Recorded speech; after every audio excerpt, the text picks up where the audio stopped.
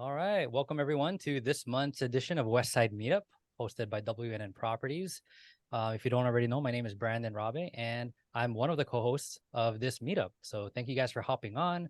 I'll share more a bit about myself and some upcoming events and so forth, because I first wanted to kick it off to my co-host here tonight, Cedric. So Cedric, what's up? Hey, how you guys doing? How's everybody doing? Thank you so much for you guys spending your time. Oops. And Cedric, really quick, I think you're on mute. There you go. Thanks. I guess I pressed it and I muted myself, but I just want to thank everybody for spending their time with us. We have a great speaker for us today, and we're going to learn together. And we got also a spotlight today, but we're going to probe your minds and get everyone to share together, learn and grow together, and we'll go from there. Thank you, Brandon. All right, awesome. Yep. So if you haven't been to Westside Meetup, this is your first time or it's been a while, I just wanted to go over a couple housekeeping items. So number one, this call will be recorded. So, if you want to share it with your friends or family, or you want to watch it again, we're going to post it to our YouTube channel and our Facebook group, which, by the way, if you're not part of the group, I'll put some links in the chat. You can join the Facebook group and you can catch all the recordings and network with other people that are not here on the call yet. Number two, if we can please keep our mics on mute, just to minimize distractions and just allow the speaker to do their thing and honor everybody else on the call. And then also, if you have any questions, feel free to post them in the chat, because depending on how Jason wants to take it, we'll either take it along the way or we'll save it till the end. All right, so make sure you do those things. And then the fee. So while we don't charge any monetary fee for you guys to be here or for us to hold it, we do request that if you guys get any type of value from tonight, if it shifted your perspective, or Cedric made you laugh, whatever it is, if you enjoyed your time here, please take a screenshot or something, invite a friend to the next one, share it on your social media. That's really all we ask. And we just want to continue to provide you guys with quality speakers like Jason and other people in the real estate world. All right, so those are some housekeeping items. As far as upcoming events, I did want to let you folks know that we are having a boot camp tomorrow. It is at 6:30 a.m. Hawaii time, 9:30 a.m. Pacific. If you wanted to jump in on that, we're going to be going through out-of-state investing, all the fundamentals in that. It's going to be 6 hours long, so make sure you block off some time for that. I'll throw the link in the chat for that as well. And if you wanted to jump in for free, we just ask if you do use the promo code testimonial and also submit a testimonial. That's really why we want to offer that and give you guys that value at no charge. So you can sign up for that. The next one is happening tomorrow, and then there's going to be other dates posted there as well when you go into the website. And then also this Saturday, for those of you that are on Oahu, we have the full real estate conference. So WNN has that every quarter. I believe the VIP tickets are already sold out. Only general admission is left. So please go ahead to tarotpatchcollective.com and go and get your tickets if you do want to attend. We are starting at 11:30 on Saturday up there in Ward. And then lastly, there's a bunch of people on here right now, and then I'm sure more people are going to pour in where we won't be able to connect with everybody. So I'm going to put the link to the roster. On that roster, you can check it out. You can input your contact info and share, what's something you can give to the community and what's something that you're needing support with from the community. And if whoever fills that out are the only people that are going to get that information, so we're not going to be sharing it and distributing it out to everybody. If you share your information there, you'll get everybody else's information that shares their info on the roster. All right. So with that being said, if you don't know, my name is Brandon Rabe. I'm a full-time active investor in residential real estate. I'm also an online trainer and mentor with WNN Properties, and also the co-host of this event, Westside Meetup, along with the in-person one, Real Estate at the Park here on Oahu. And in case, Cedric, I don't think you got to share more about yourself, so please, why don't you go ahead and introduce yourself? Sure. My name is Cedric Caagbay. I'm a RN by day, real estate investor the rest of the time. My goal is to get out of nursing pretty darn fast, but I am enjoying myself in that journey so far. I started off with residential stuff, BRRRRs, if you're familiar with, buy it, rehab it, or refi it, rent it out, refi it, and then rinse and repeat. And then now I'm dabbling into my first commercial property. I'm working on that rehab and whatnot. Loved sharing information and whatchamacallit, just like today, I guess I will share also, Brandon, sorry for dropping the ball. Thank you for picking up the fumble. But please be advised that what we share today is for your educational and entertainment value. We find a lot of value in it. We find it to be worthy and appropriate to apply to our own financial journeys, but please enjoy, validate, and verify for yourself what you received today and apply it to your journey as you see fit. We're not responsible for all results. We practice extreme ownership. But as always, we encourage you to trust, but verify, and to apply these concepts learned here today for your own personal journey as you see fit. Timeliness can change things, markets can change things, and anyone's interpretation of information shared can change things. But we all do seek and support your financial journey. So by all means, please ask any questions you can, or you need, or you have in the chat box, and we'll get to them as soon as we can. Brandon, back to you. All righty. Thank you for that, Cedric. So tonight we do have a special guest. He's going to be coming on to talk about real estate taxes and partnerships. And we also have an investor spotlight. That's where we get to highlight an up and coming investor, hear more about their journey and where they're at, and, really how we can support them. So we're going to start off with that tonight with our investor spotlight and bring on up and coming investor. His name is Iokepa, and he's taking a lot of action. He's achieving amazing things, and we're just here to hear his story a bit and ask him a couple questions. So Iokepa, welcome to Westside Meetup. Yeah, thank you for the introduction and for the opportunity to be in the spotlight tonight. Really appreciate it. Yeah, thank you. Yeah, when you reached out to me the last week, I thought for sure you texted the wrong number. I was like, what the heck? Why would you want me on this? I'm just some regular guy, But yeah, greatly appreciate the opportunity and try to get out of my comfort zone tonight. Yeah, good stuff. Cool. Well, I guess a good place to start then is if you could just share a bit more about your background, who you are and what you do and all that. Okay. Yeah. Well, my name is Iokepa. I live on the Big Island here, and I work for the Hawaii County Fire Department. So that's what I do during the day, and then just trying to build this real estate thing, from the ground up. Thank you, bro. Yeah. Oh, and there's Sean. Yeah, Cedric, you wanted to Sure. Yeah. So that's awesome that you could do fire, and then that usually provides some time on the side to be able to do something else as your side hustle. What made you choose real estate over stocks, over something else? Well, we kind of started in that way, with the stocks and stuff, and just kind of expanded out. But yeah, so our real estate investing journey started pretty recently. I think we started investing in real estate back in June of this year. So we're super new to this whole thing. And prior to that, jumping into real estate, my wife and I both had this belief that investing in real estate, creating passive income, living off of cash flow, that wasn't something that people like us do. You got to be rich to start doing those things, and we don't have money, and nobody taught us how to do this. So, and that was our mindset before, and we never had anybody in either of our families that invested in real estate like we're trying to do. So we never had anybody to kind of base what we wanted to do off of, or kind of follow, in that aspect. Gotcha. Yeah. That's and cool. then yeah, kind of a little bit more on how we got into it. As we graduated, got into the workforce, we realized that working for the rest of our lives wasn't something that either of us want.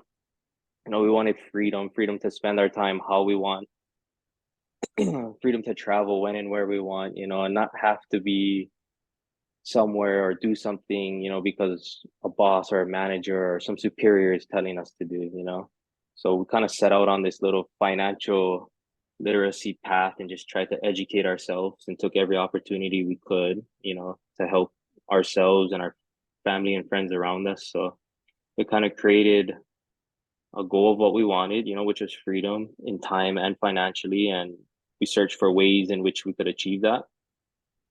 Fast forward a little bit, we were able to link up with a group of like-minded individuals, you know, who were all kind of doing the same thing, which was achieve freedom. You guys might know them. They're called WNN, really good group. But yeah, they did that through building a portfolio of cash flowing rental properties. And real estate was kind of always something that my wife and I wanted to kind of get into more so like our primary residence, but just in today's market in Hawaii, it's hard for us. And instead of kind of sitting on the sidelines and just, you know, putting our heads down and be like, oh, we'll never buy a property here, you know, we decided to look into different ways we could, you know. So we decided to dive head first into this real estate thing with WNN, and you know, not knowing much about real estate investing, let alone out of state investing. We just decided to take massive action and learn every step of the way. And 60 days after I think we started with WNN, you know, or 60 days after we decided to start taking action, we're able to purchase our first rental property. So super excited. That one's currently in the rehab process and should be completed this week, Friday, or sometime next week. So we're super stoked about that, and hopefully we can get that performing. And we've got even bigger news too. We just closed on our second one today. You know, very super stressful 20 days, but it was an opportunity we decided to take and really pushed us out of our comfort zone and allowed us to just learn and grow that much more. So super excited. That is awesome. So I'm going to put you a little bit on the spot since you're on the spot. You mentioned a lot of different things, getting into people's a group with similar mindset because you have a W-2 family, W-2 community, and you wanted passive income. You started setting goals, and you mentioned you started around June. So can you share a little bit with us? What do you want to get done within your first 12 months? What's realistic? And I know everyone could have different goals and accomplish as much as they want or as little as they want. But for you, what have you done since joining, and what are your goals to get done in 1 year? Well, main thing was just trusting the team, you know, WNN, and then just taking massive action. Our main goal for the first year, or for this first 6 months since we joined, was to get one property. That was our main goal. And then obviously, you know, we have the team, mentors behind us, advisors that always, like, without a doubt, will always push you. You know, like you say one, they're like, oh, is that the best you can do? So of course we got to do more now. So we went from 1 to 2 by December. That was our goal. So currently we're working on getting the rehabs done on those and kind of stabilizing, and then kind of just hitting the ground running next year. And our goal is 10 next year, finish the year off with 10 more. That's awesome. From 1 to 2 to now 10 by next year. That's pretty impressive. So what can the group here do to help support you to jump from 1 to 2 to 10? What can the group here do to support you to help you accomplish that? I mean, just being able to communicate with everybody. I see some people that are already part of WNN and communicating with them weekly on the calls, and everybody supports everybody. And then another one, I mean, obviously we're all kind of looking for it as well, but we're always looking for private lenders on our deals, and always trying to give everybody that we know around us opportunity, and kind of have everybody jump on this train with us, and everybody kind of create that passive income. That's awesome. Well, I want to get to our guest speaker, but I want to ask you one last question, if that's okay. You mentioned mindset. You mentioned a lot of beautiful buzzwords. What was the biggest thing that you had to remove or get over or break through to change your mindset to say, this is actually doable? 1 property in 6 months? No, we could do 2. No, we could do 3. Like, what was the biggest mindset thing to make you move that locomotive where you could actually start making traction and start making movement in your journey? I mean, it's a good question. I don't know if I can pinpoint it to one thing. I think it was just a bunch of things, you know, just surrounding myself with the right people, one, you know, finding that group of like-minded individuals, because it's hard, you know, talking to a lot of people around here, you know, they're like, oh, you can't do that out of state. Like, are you crazy? Like, so that was one, was just finding a group of like-minded individuals where we all support each other. And, you know, within that group, anything is possible. So it's that was a big help. And then I think just in in our home, just communicating with my wife, because honestly, she wasn't on board when I first brought this to her. That was just like a thing. She's like, okay, you do that. That's kind of crazy. But once she started seeing like, oh, this actually works, and we kind of joined forces, and now we're just going that much harder, that much faster together. So there's a bunch of things. I mean, one is just surrounding yourself with the right people, and then it's really up to the individual to really see and educate themselves, and you kind of got to do it yourself, change that mindset, and you know That's and awesome. just be willing to be open and learn. I'm glad you mentioned you're getting on board with the wife too, or the wife's getting on board with you. I'm gonna say it. I've said it before. I'll say it again. WNN. Why not now? We're in the business of helping people with financial journeys. We're not in the divorce business. We're not trying to break up any couples at all. Okay. So by all means, please get your life partner on board in some way, shape, or form, so that paddle is so much easier when we're both paddling in the same direction, kind of deal.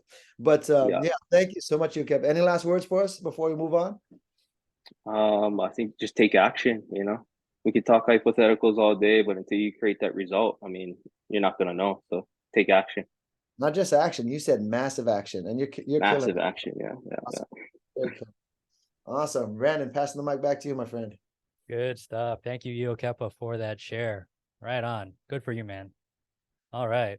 So let's shift into tonight's topic. We are going to be talking about real estate taxes and I believe partnerships. So I want to bring on our special guest. His name is Jason Graves of HoSu Advisors. Very knowledgeable guy within real estate and small business and taxes. He's been part of so many different things, 1031 exchanges, installment sales, out of state, out of country investments, like so many different things. But I don't want to, share too much about him. I'll let him do that for himself, and really pass it on to him. So Jason Graves, welcome to Westside Meetup. But just a heads up for everybody, he is having a couple of technical difficulties. So just, bear with us as we have this conversation tonight. So Jason, welcome. Hi, Brandon. Hi, Cedric. Thanks, guys, for having me here. Again, thank you, everyone, for your time. I know it's precious. Hopefully, you'll find something of value in these next 40 minutes. I do have to leave promptly at 7. Sorry, guys. And I know you guys have a schedule as well. Again, I'm sorry. My webcam's not working today. I'm really not that shy. Hopefully, next time, if I'm allowed to come on again, you can see my face. All right, I've been in the tax business for over 20 years, preparing taxes for business owners and real estate investors specifically. And I'm just going to jump right into it. I've talked here before. Mainly those talks were kind of about kind of the fundamentals, bookkeeping, the tax advantages of owning real estate, and other things. But right now I'm gonna jump into something that's a little more complex because I've seen a lot of it happen this year. So I guess this year, for me at least, 2023 is the year of partnerships. And when we talk, and I will monitor the meeting chat, but if you also want to ask a question, just unmute and just kind of say, hey, Jason, how about this? I want to keep this, free flowing the best we can here, open discussion. So here's the thing on partnerships. A partnership, and everyone usually uses LLCs. So let's use LLCs. So when you have an LLC with 2 owners, a multi-member LLC, all right, Gabe and Joe own 50%, let's say, of our LLC. That means tax-wise, it's either 2 things. It's either a partnership or a corporation, okay? The default is partnership. So if you don't tell the IRS anything when you get the EIN number, the federal identification number, it's going to automatically think you're a partnership, okay? Now, I'll go into a little technical stuff about partnerships, but the main thing that's happened this year is I see people creating partnerships, but not filing extensions for those partnerships. And why is that critical? So first of all, extensions for partnerships are not the same. They're not due the same as personal returns. So a personal return is due April 15th. Okay. A partnership return is due March 15th, a month before. Why is that? Because a partnership is what's called a flow-through entity. What does that mean? It means exactly what it says. The income or loss from that partnership flows through to your personal return. So in our example, our two partners, let's say the partnership makes $10,000 in rental income, and each partner owns 50%. Well, in that case, each partner will have $5,000 flow through to their personal return.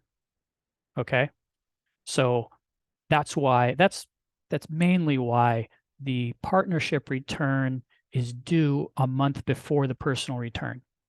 Now, why is it critical to have an extension in for a partnership? So the extensions are due March 15th, the same time the return is due. The extension extends the return out till September 15th. Okay. Any questions on that, by the way? Okay. So here's why it's very critical. For a long time, people would create partnerships, but they wouldn't do anything with them, and they wouldn't even file the tax returns. So the IRS got fed up with it and said, if you don't file an extension and if you don't file the tax return by the extension due date, we're going to have a penalty of, it's roughly now $200 per partner per month. So you can see how that adds up. So the penalty for a two-partner partnership would be $400 per month if you don't file it timely. Now that can really add up. 10 months go by. What does that come out to? $4,000. I had a partnership. I hired someone to come to me. He had 3 partnerships. They didn't file extensions. One of the partnerships, I think, had like 4 partners in them, and they never filed the extension. The extensions it was overdue by like 8 months. The bill was like $10,000.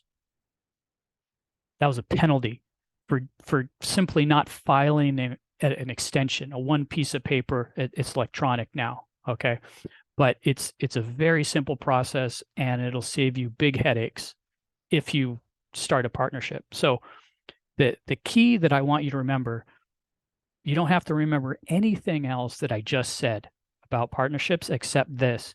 If you start a partnership, the minute you get that federal identification number from the IRS, you either give it to your tax preparer or find a tax preparer and use a tax preparer. I don't recommend, because of the complexity of a partnership, I really don't recommend someone trying to file a partnership tax return alone or by themselves. I've seen people try to do it, and it gets very messy very fast. So that's kind of my quick spiel on partnership extensions and penalties. Let me check the chat here. We got some questions here when it comes.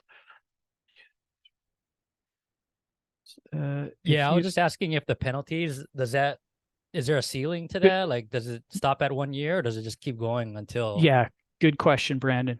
It stops at 12 months. So they'll stop at 12 months, but like I said, you got 4 partners at $200 each.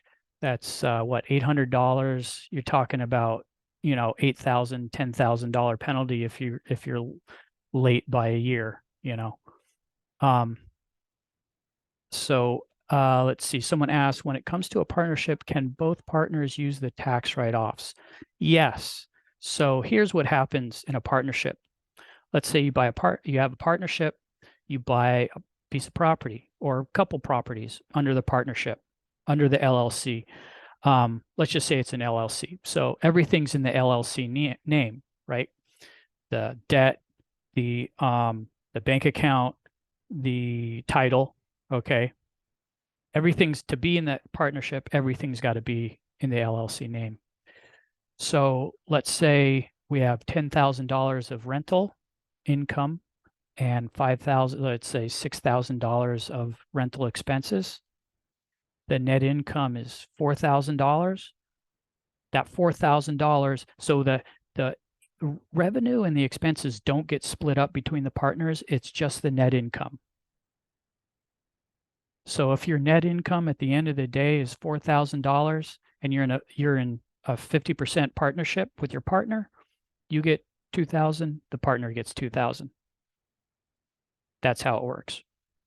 And when a partnership is prepared, and partnership tax return is a different tax return from your personal tax return. So you have to make the partnership tax return first. Think of it as a pie, right? You bake the pie every year, and then every partner needs a slice of the pie, right? So that slice comes out as what's called a K1. Some of you might be in partnerships and have been dealing with this, but you bake the partnership return first, and then that K1 is that slice of the pie that comes off.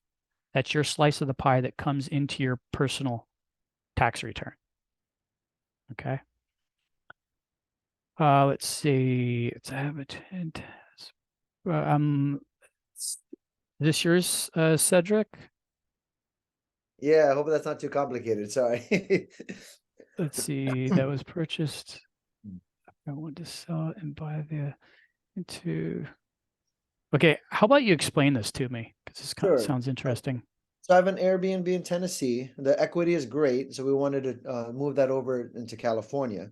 I'm wanting to get eventually my primary home, but because I purchased the Tennessee property with a second home loan mortgage, that's the product. I figured like for like, it has to be a rental from Tennessee being sold to purchase a rental in California, perhaps using the same mortgage product. But if I was going to move into that home and it become a primary home instead of a second home, does that put me at any tax risk? Does that get the IRS to knock on my door and say, hey, the intention has changed, blah, blah, blah. Now this 1031 exchange is at risk, that kind of deal. When you say second home Mhm. Airbnb, so are you spending time there as well? Yeah, the requirement for that home mortgage is to spend 14 days there a year. I think it's a little aggressive, but I think you'd be okay if you did a 1031 exchange because it's mostly rental. And if you're under 14, you don't even have to report the income. I mean, it wouldn't, yeah, no, you would be fine, I think. Now, for a 1031 exchange, you got a lot of that right. Okay. So 2 years. So if you were to do a 1031 exchange from your Tennessee property into a California property or many properties, you would have to wait. Generally, it's accepted that you wait 2 years before you move in. You got to let it be rented for 2 years. That's kind of a safe haven. That doesn't guarantee you the IRS. That's kind of a quote unquote grayish area, but I don't see you having problems if you waited 2 years. Excellent. Thank you so much. You're welcome. I'm reading yours, Tracy.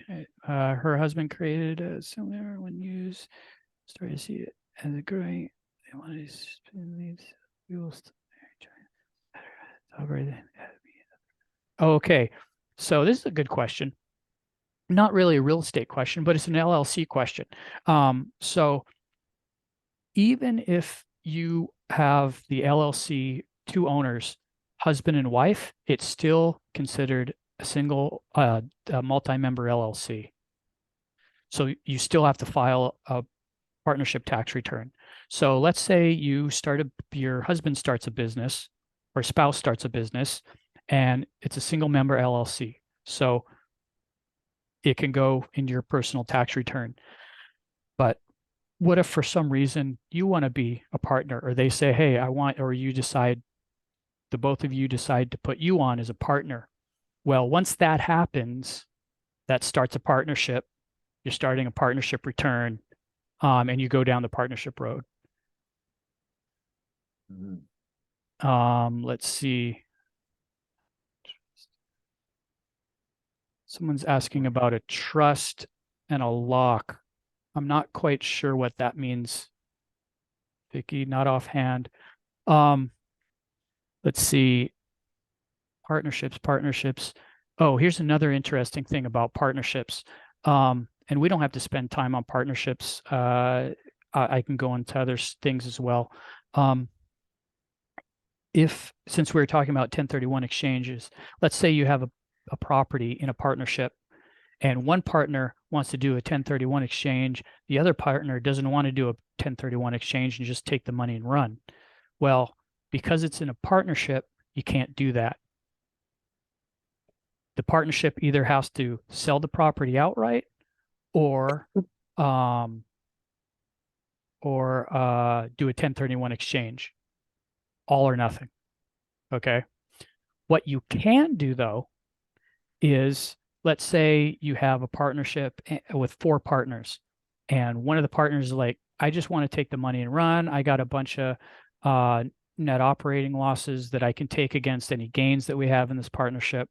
And I need the money, so I don't want to do the 1031 exchange. Okay, fine.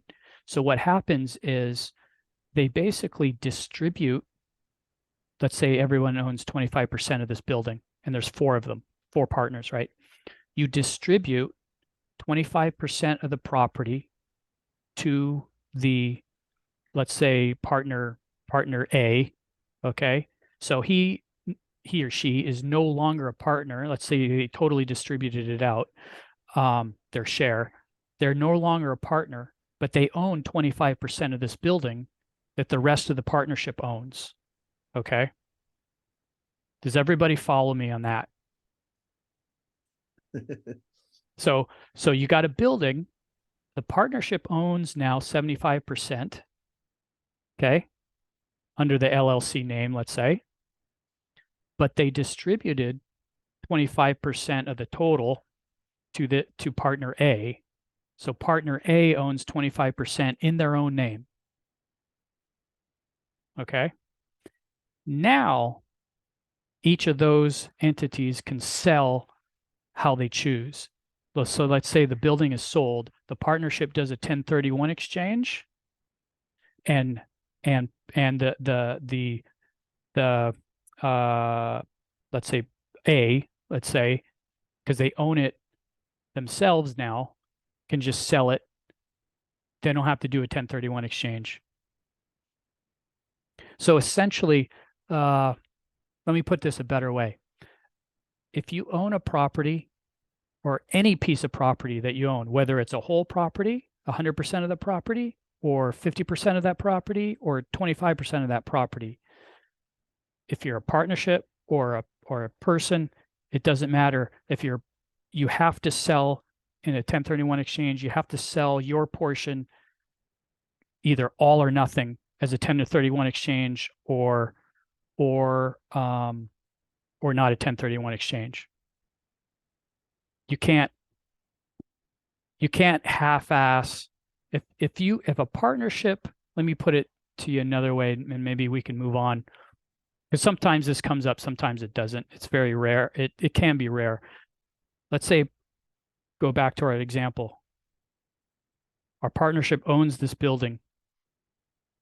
They can't say, we're going to do half a 1031 exchange and half of it we're not going to do a 1031 exchange. It's either all or nothing if you're using a partnership. So it kind of boils down to making sure that whoever you're going into a partnership with, making sure you guys are in alignment. Yes. What the long-term plan is, and making sure you're in agreement. Is that basically what it is? Yes, yeah, thanks for summing that up. That's the lesson to be learned, pretty much. Got it. As you can see, partnerships can get pretty complicated. But on the other hand, they can be a great tool. I've had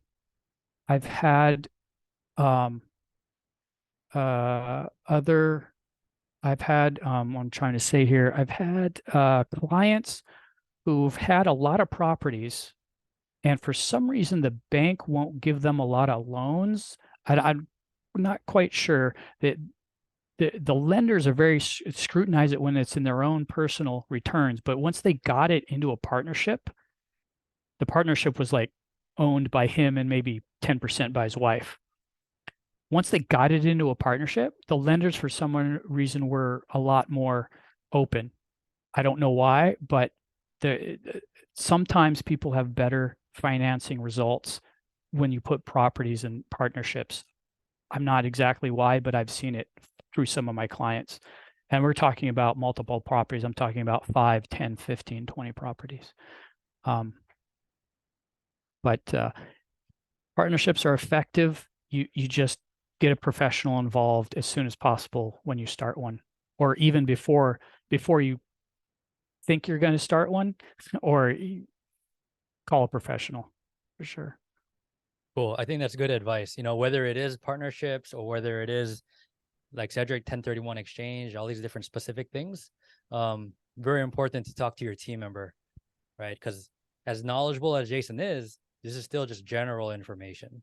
So whatever it is you guys are going through, make sure you talk to your appropriate team member. Make sure you get the specific advice for your specific situation. Yes, absolutely. Let's see. I'm gonna switch over from partnerships, unless someone's got any questions specific to partnerships. We can always loop back around, but I was going to talk about some bookkeeping. I know you've probably heard this before, but I'll be really brief. Bookkeeping is so key to, particularly when you're just starting out with real estate. 2, 3, 4 properties. It's pretty easy to keep up with, but when you get 5, 10, 15, it gets a little overwhelming. So I've given Brandon a spreadsheet that has helped some of my clients. Do you still have that spreadsheet, Brandon? I still do. Yep. Oh, okay, awesome. For those of you who haven't received it, or are not sure on your bookkeeping, you might want to try it out. You can always do QuickBooks. I think that's a little bit more than people need. You can always do pen and paper, but that, I don't know, I think I like to leverage technology the best I can.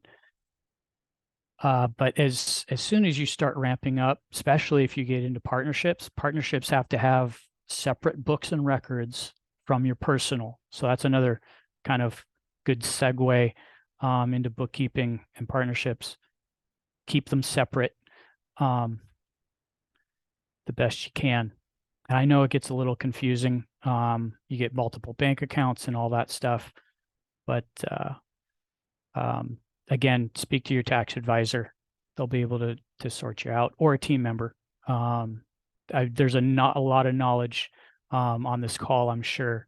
So You know, in let's regard see. to Yep. bookkeeping, like as we prepare our books for our tax preparer, I guess how crucial is it that everything is in the correct category, right? Like we got utility expenses, we've got insurance, we've got interest. Like, can we roll it all together, or like how crucial is it that it's categorized correctly for that tax preparer? Oh, that's a good question, Brandon. So the IRS wants you to categorize them in separate categories. You can't just bundle it into and call it rental expenses. So the Schedule E, and maybe next time, if I'm allowed back, I might actually bring a Schedule E and go through it real fast. Schedule E is essentially the IRS schedule that your rental real estate will be put on.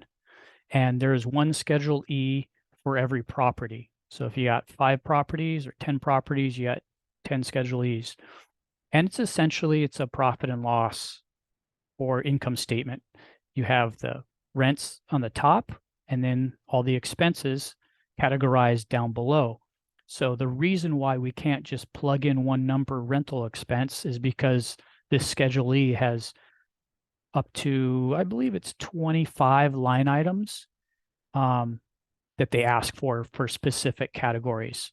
So your tax preparer, or if you prepare your own tax returns through TurboTax or wherever, you'll be filling out the Schedule E yourself. So just be prepared. So, and you can't amalgamate all the rentals together, like I said. So if you have 5 rentals, you can't just add up all the rental income, put it into one number, add up all the insurance expense, put it into one number. 5 rentals, 5 Schedule E's, 5 separate, let's call them profit and losses. And really, if you think about it, each rental is its own little business, right? And as an investor, you would want to know, is that business making money or is it not making money? So it behooves you to keep track of all this by property, because you might have a property that you're like, oh my gosh, I've been losing money for the past 3 years. Why is that? You know, and you're not going to know that unless obviously you do the bookkeeping for it. Good question, Brandon. From a tax perspective, does owning a property, like if you got 10 properties and there's 10 separate LLCs, you know, one for each property, does that make it difficult from a tax perspective, like keeping up with everything? From a tax perspective, yeah, or like if somebody were to bring you, you know, their 10 properties and have you prepare their taxes for them, does it make your job more complicated, or is it there's no difference whether they're owned by an LLC or in their personal name? Oh, good question. So if it's a single member LLC, disregarded entity, it's just like bringing me a normal property. Okay. So that goes in your personal return. So you could bring me 10 properties. They're all in one LLC that you own 100%, or they all have separate LLCs that you own 100% of each one. It doesn't really matter to me. Once that, now, granted, it's more time to do 10 properties than one on a tax return, that's for sure. But in terms of LLC, it doesn't add anything unless you have a corporation, or a partnership. That's a separate tax return. So that adds another level of complexity. There's Tracy, let's see something in the chat here. Okay, changing, what's the process of changing changing the state of your LLC? We recently moved, wanted to dissolve the LLC and create one. It's as simple as everything under. Yeah, so LLCs are by state. Now we're jumping into legal realm. LLCs are a legal entity. It's not a tax entity. The IRS basically says, great, you have an LLC. How do you want us to tax it? Do you want us to tax it as a partnership or a corporation, or just a single member disregarded entity? So my point being, if you're going to change LLCs or move them around, it's all by state. So from my understanding, if you have an LLC in California, and if you want to do business in Hawaii, you can do a few things. You can keep your California LLC and register as a foreign LLC in Hawaii, doing business in Hawaii, or you can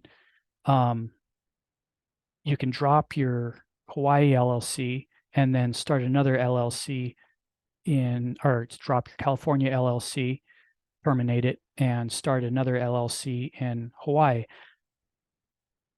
You're changing legal entities when that happens.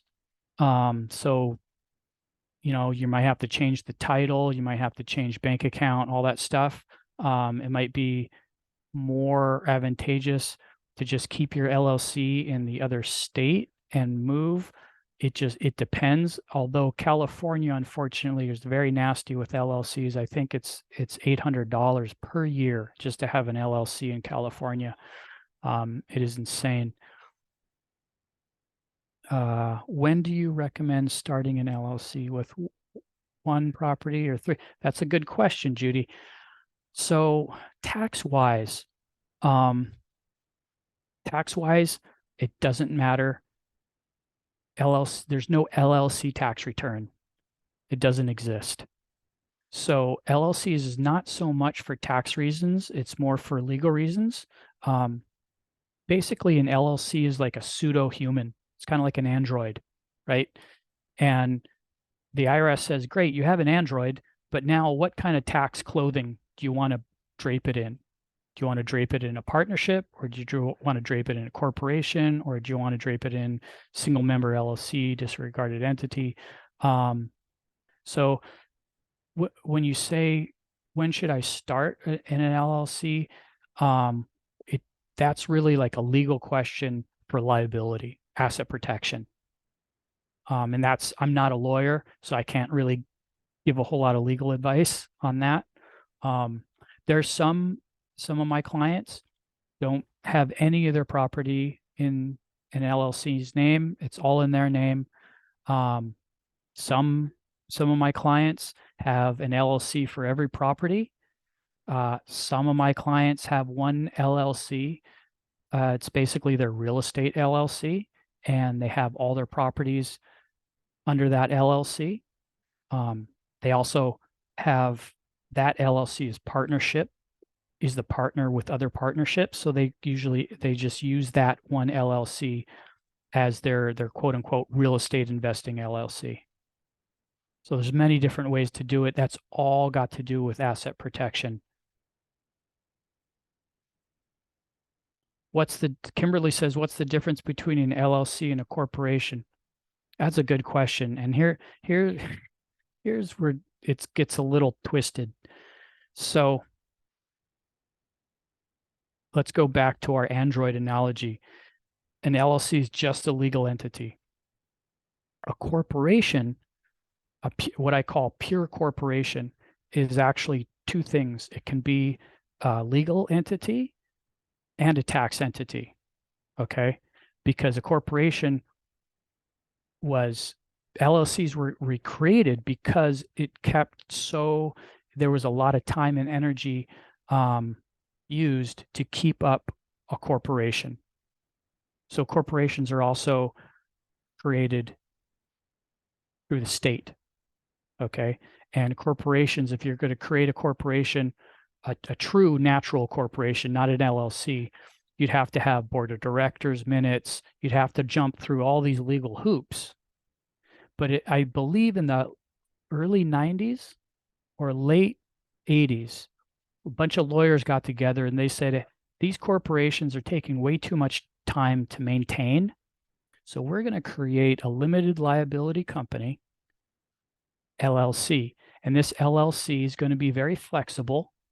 It's a legal entity again. The IRS did not create this. LLCs are a legal entity. They're flexible.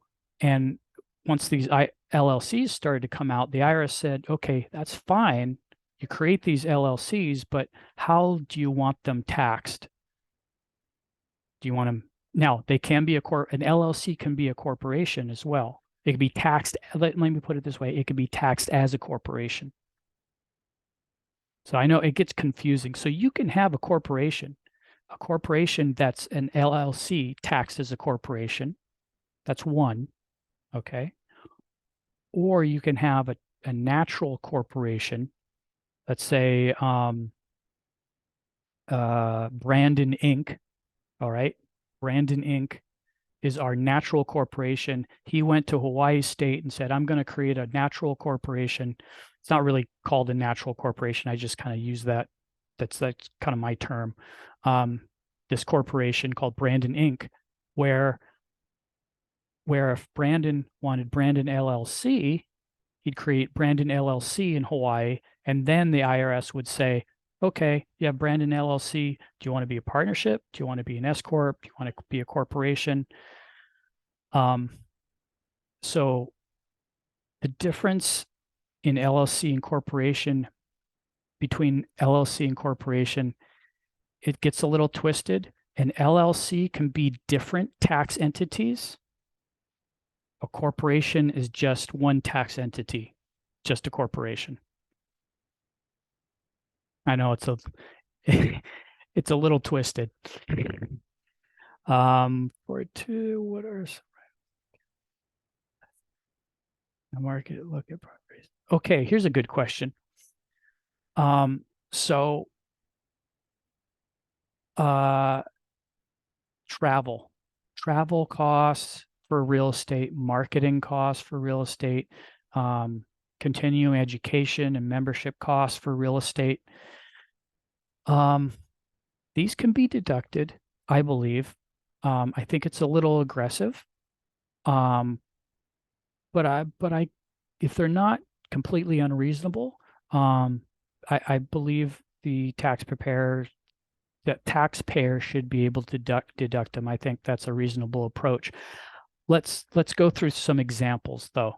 Of course, it depends on the situation. I should, with that caveat. Let's say you go off to Kansas City, Missouri, and you're looking for your first property, and you spend, $2,000 looking for it. That $2,000 actually goes into the capital cost of buying that property. Okay. But once you have a property, let's say now you have 5 properties in Kansas City. You go over to Kansas City, you spend, let's say, $3,000 looking at your properties and whatnot. I think you could write that off, maybe spread it over some properties, depending on your situation. Memberships and continuing education, it's an aggressive stance, I think. It depends on how big the numbers are. But in some situations, I think it would be reasonable to write those off over the properties. Sometimes the numbers are a little too big. We might want to amortize them over a number of years. But those are something that's on a case-to-case basis. You want to work with your tax professional on that. But I tend to be a little more on the aggressive side. Try to be, especially with the travel expenses. Great. Thank you for the answer. Oh, Sure. We got another one where I know you got to run soon, so I just want to honor your time, but looks like we got another one from Wyatt. Yep. I'm reading that now. Since each brother has, where would travel? Oh, yeah, that's very good. So Wyatt asked, since every property's got its own P&L, where would travel expenses go? Since, let's say you have 5 properties all in Kansas City, Missouri, you spent, $3,000. How do you do? You could just split them up, just by a third if you want. Or you can just tell your tax professional, hey, I spent $3,000 for traveling or for continuing education over these, and here are my properties. I'd basically just kind of split it up between the properties. Now, if you have properties, some in California, some in Missouri, some in New Jersey, you'd want to, take a reasonable approach and say, hey, look, here's my travel expenses for my New Jersey properties. Here's the ones for try to categorize them in the properties that pertain to that travel. Just, if you ever were to get audited, you want to have a reasonable stance, a reasonable position to support. Yeah, it makes sense. And then kind of like what you said earlier about leaving it up to your tax advisor, right? Like they're the professional, letting them know what your expenses are and then letting them handle it. Yeah, and also ask questions. Absolutely. I've had deep discussions with my clients, and we've come to some good conclusions. So sometimes you can say, hey, how about doing this or how about doing that? Don't be afraid to ask questions of your tax professional. That's for sure. And we got 3 minutes left. I just want to say you can reach out to me. Brandon's got my email address. Oh, let's see, one last one maybe. When selling a property, is there a way to avoid paying capital gains? Oh, that's the magic. That's our unicorn right there. So if you have a gain in a property, the best way to avoid capital gains is a 1031 exchange. That's the golden goose right there. The second best way to do that is an installment sale. And then the third best way is to have losses, passive losses or capital losses in your tax return that have come up from prior years that you can offset with those gains. So those are predominantly the ways you can offset gains. But the 1031 exchange is just, it's the most powerful thing in deferring gain, kicking the can down the road. And no other asset class, stocks don't have it. Art don't has it. Gold doesn't have it. Only real estate has the power of a 1031 exchange, like kind exchange. Yeah, absolutely. Cedric, I just want to ask you really quick, any final thoughts before we let Jason go here? I could talk a lot, but this is a very complicated topic, and that's why we got the specialist on there. But I do want to summarize a little bit. Yeah, Jason mentioned words like your stance, being aggressive, risks and tolerances, and personal preferences, and that's I think the biggest summary is there. Is like Shauna's tolerance for pushing the envelope could be a lot less than Kimberly's, and depending on how you feel about audits too. Some people feel like audit is such a bad word, but audit just means that Uncle Sam disagrees with what we filed, and we just have to find the common ground, what's real, what's not, and then we just go by that. It doesn't mean you did something illegal, unless you truly tried to do something illegal. That's a different story. But there is gray area between the black and the white kind of deal. But that's why you have the professional that you hire, that you decide to work with, and then you basically decide together how far do we want to push this. And it's Jason's job to say, hey, this is like audit territory, and are you okay with that? And this is not, I'm not comfortable following this. Let's do this. This is what I agree with, or this is what I disagree with. But as long as you come to an agreement at the end with Uncle Sam, pretty much that's the end of it, in my opinion. But that's my 2 cents for now. Right on. Yeah. I know you got to run, Jason. So just want to, respect your time and just say thank you again for hopping on to Westside Meetup, sharing your wisdom with us. I did post Jason's email in the chat. So if you guys want to connect with him, you can go ahead and shoot him an email. Any last words from you, Jason, before you hop off? No, thank you. Thank you, Brandon. Thank you everyone for your time. I really appreciate it. Thank you, Cedric. Hopefully I'll see you guys soon. Thank you. Yep. Mahalo. Right on. All right. Thank you, Jason. Okay. So the meetup's not done yet. We are going to be transitioning into our networking portion. So while we get that set up, we're going to be jumping out into breakout rooms really quickly, or in a moment. Cedric, do you have any words of wisdom to share with us really quick as we get that prepared? Maybe the last 2 cents that I'll share is basically that Jason's an expert, so he's going to charge you as an expert, but